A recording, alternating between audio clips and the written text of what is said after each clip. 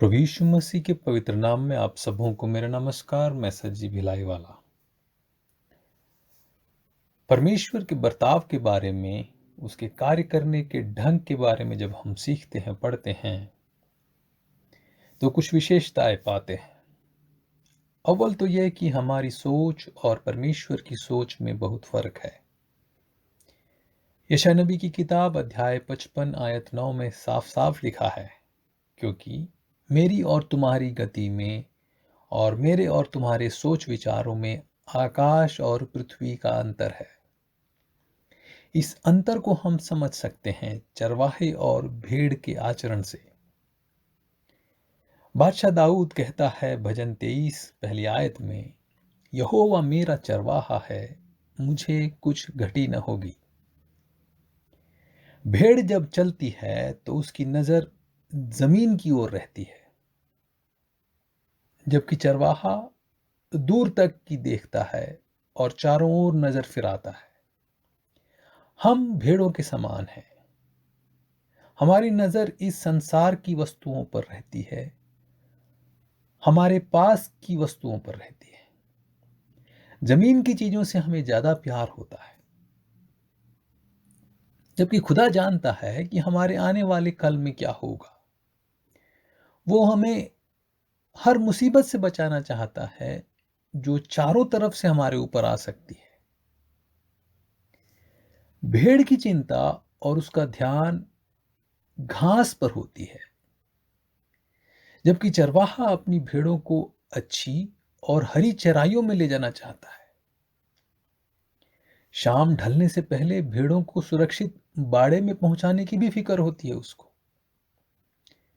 हम अपने पैसों के बारे में, अपनी जीविका के बारे में, अपने आज के बारे में सोचते रहते हैं, जबकि हमारा परमेश्वर हमें अनंत जीवन में प्रवेश कराने की फिक्र करता है।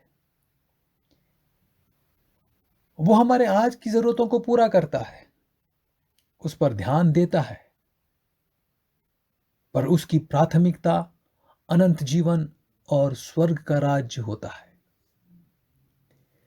कई बार वो हमें मुसीबतों में और संकरे रास्तों पर इसलिए ले चलता है क्योंकि वो चाहता है कि हम भटक न जाएं।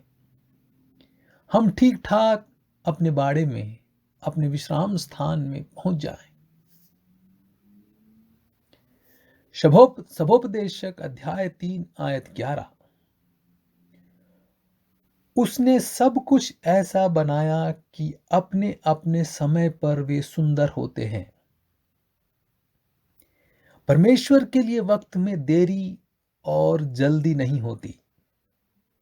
अगर हम उसकी इच्छा के अनुसार जिएं तो वो सब कुछ अपने समय पर, ठीक समय पर करता है और वो सुंदर बनाता है।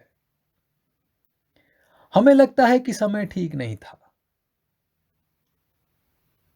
पर आगे चलकर हम समझ सकते हैं कि सब कुछ अपने समय पर अच्छा हुआ, सुंदर हुआ। हम अपने आप को दूसरों से तुलना करने लगते हैं और सोचते हैं उसे मिल गया, मुझे नहीं मिला, उसका काम हो गया, मेरा नहीं हुआ। वो खुदा अपने वक्त पर आपके लिए कार्य करेगा, बस उसके वक्त का इंतजार करें। प्रत्यक्ष रूप से परमेश्वर के मार्ग हमें दिखते नहीं है कभी कभी,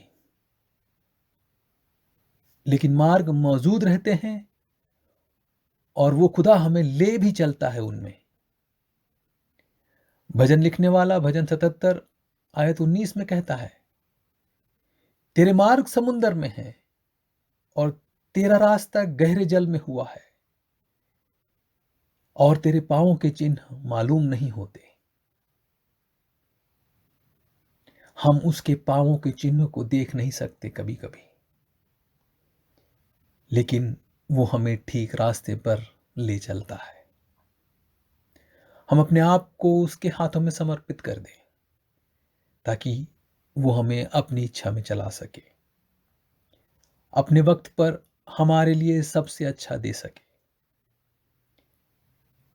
क्योंकि लिखा है यिर्मयाह नबी की किताब में यहोवा की यह वाणी है कि जो कल्पनाएं मैं तुम्हारे विषय करता हूं उन्हें मैं जानता हूं, वे हानि की नहीं वरन कुशल ही की है, और अंत में तुम्हारी आशा पूरी करूंगा। वचन कहता है, जो कल्पनाएं मैं तुम्हारे विषय में करता हूं उन्हें मैं जानता हूं, वे हानि की नहीं वरन कुशल की है, वे हानि की नहीं वरन कुशल की है। आमीन।